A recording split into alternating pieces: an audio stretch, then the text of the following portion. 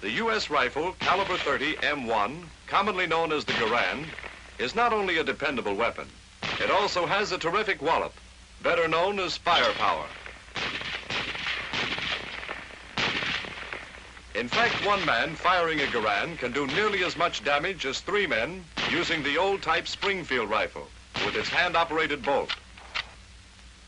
Now, to understand the reason behind this increased firepower, you have to know how the Garand operates. So let's take it step by step. The M1 is a semi-automatic, gas-operated and air-cooled weapon. It's fed from a clip which holds 8 rounds. And only a fraction of a second after the trigger is pressed, a bullet is on its way. In this fraction of a second, many important steps occur. We'll take a few minutes and show you. So let's begin by loading a fresh clip and using an animated diagram. This shows what happens when the clip is inserted. The bottom cartridge forces the follower down. The follower arm moves, and its heel rotates the accelerator, camming the operating rod catch down.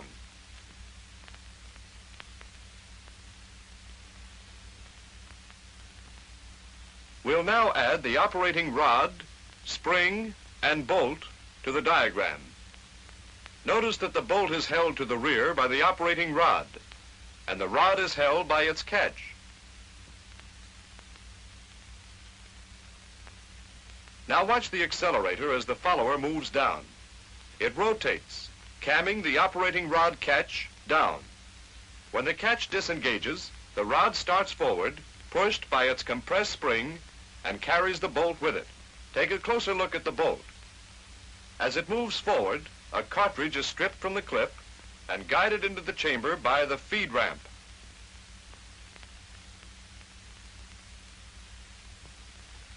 When the cartridge is nearly seated, the bolt begins to lock. Watch how the cam surfaces in the operating rod handle act on the operating lug and rotate the bolt into the locked position once more.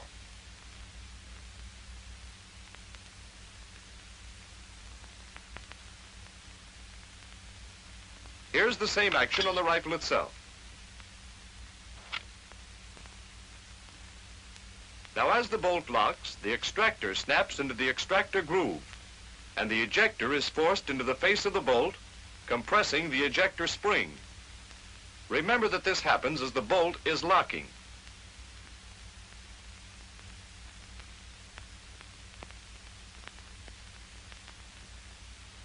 Let's stop here a minute, remove the barrel and receiver from the stock, and take a look at what's happening at the rear of the bolt as it locks. Here we are.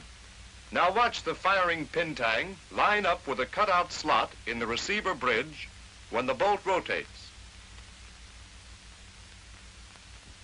Here's the complete action of locking.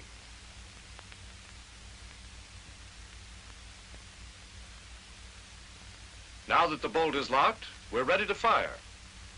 The hammer was cocked and placed in this position when we opened the breech to load the clips. When the trigger is pressed, the trigger lugs rotate and the hammer hooks are released. The hammer spring forces the hammer forward. Before we fire, here's another point, a safety point in case the bolt is not locked. The bolt camming lug on the left side of the hammer engages in this cutaway portion on the bolt. If the bolt is not completely locked, either the lug will cam it into lock position or the hammer will not strike the firing pin tang. So much for the safety feature. Now back to the hammer again. The lug engages the cutaway portion of the bolt, and the hammer strikes the firing pin tang, driving the firing pin through the face of the bolt and igniting the round. The bullet travels along the barrel.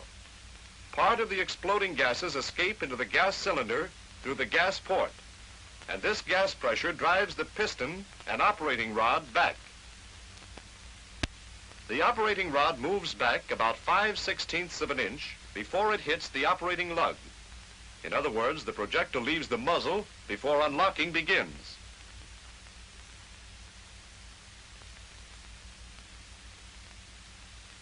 Then the cam surface in the rod handle hits the operating lug. The bolt turns, unlocking the lugs from the receiver. Watch it again.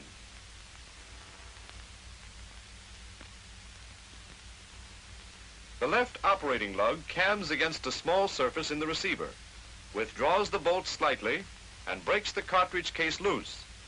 This is called initial slow extraction.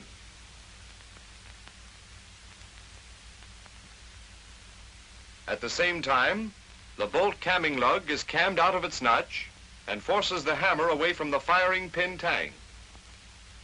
This allows the firing pin tang to cam against this surface on the receiver bridge, withdrawing the firing pin from the bolt face. Here is the same action on the rifle. Now the complete action.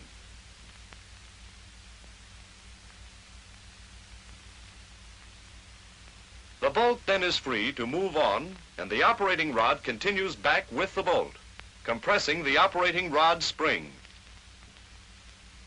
As the bolt moves back, the extractor withdraws the empty cartridge case. As the neck of the case clears the breech, the ejector jumps forward, pushed by its spring. The case pivots about the extractor and up and out of the receiver.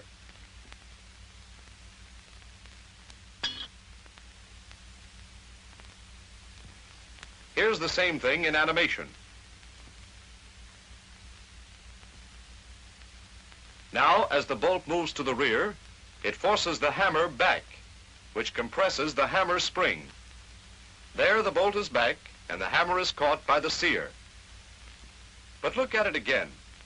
Notice that the trigger is still all the way back, after the hammer is caught by the sear. The reason is that the hammer is back before the finger can release the trigger.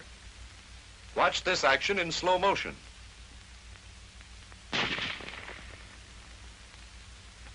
Now we let the trigger forward. It frees the sear from the hammer, which starts forward, but it is caught by the trigger lug. Watch it once more.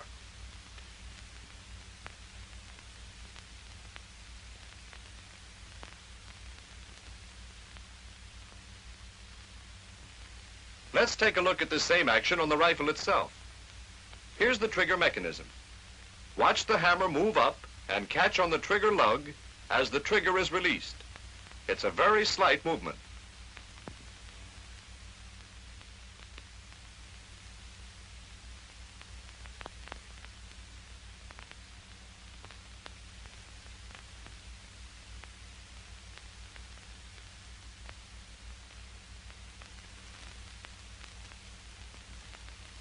Now, as the bolt reached its rear position, the magazine was uncovered, allowing the empty case to be ejected.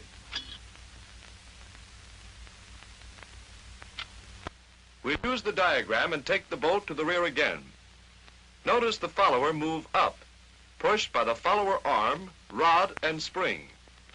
It pushes the next cartridge up into feeding position. Now counter recoil starts. The operating rod spring expands. The rod moves forward, pulling the bolt. The bolt strips a fresh cartridge from the magazine and seats it in the chamber.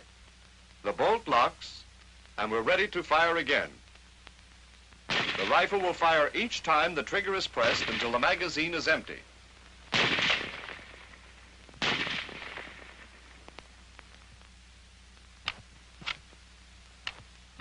Then, when the bolt reaches the rear position, the follower is forced to the top of the clip, and the clip is ejected.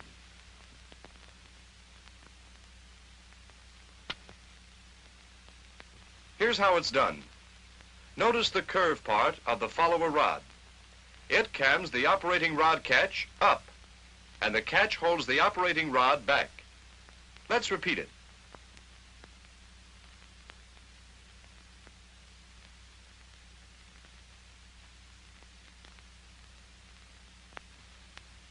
At the same time, the rear arm of the rod catch pivots, forcing this stud of the clip latch down.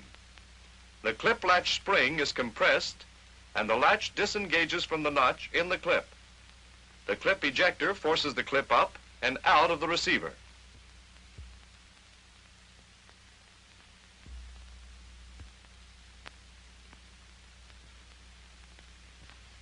Let's repeat this action again. The follower goes up. The operating rod catch is cammed up and catches the operating rod.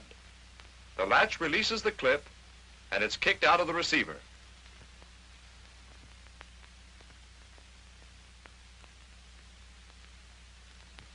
When the fresh clip is loaded, the clip latch spring expands and the latch again engages the clip.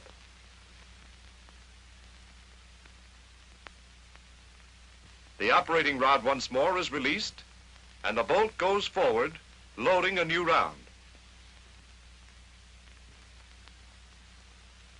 Now for the safety. To set the rifle at safe when it is cocked, pull back the safety so that it is inside the trigger guard.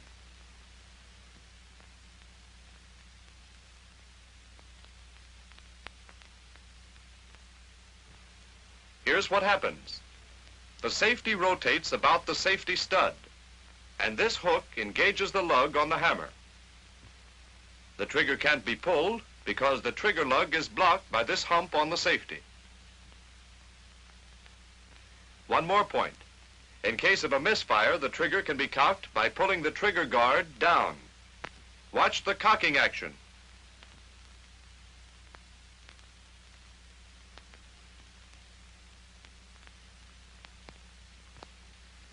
Now let's go back and review a few points. A loaded clip is inserted.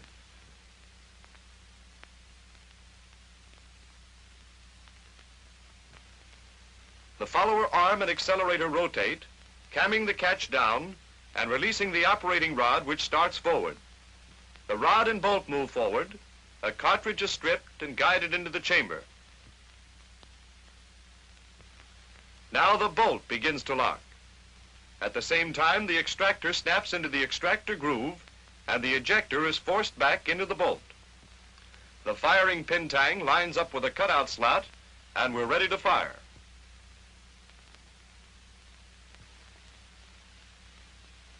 The trigger is pulled. The trigger lug rotates and the hammer goes forward. The firing pin is struck and the cartridge fired. There goes the bullet. Part of the gases escape into the gas cylinder and drive the piston and operating rod back. The bolt is hit, rotates, and starts to unlock. Slow initial extraction takes place. The hammer is cammed back slightly. The firing pin is withdrawn from the bolt face. Unlocking is now completed. The empty cartridge case is withdrawn and ejected. The bolt continues back and rides over the hammer. The hammer rotates back and is caught by the sear. Now the trigger is released. The hammer slips from the sear and is caught by the trigger lug. Meanwhile, the follower moves up, pushing the next cartridge into position. The operating rod and bolt move forward. The cartridge is stripped from the magazine, seated, and the bolt is locked. When the bolt comes back after the clip is empty, the follower rises, and the clip is ejected. Notice that the bolt stays open.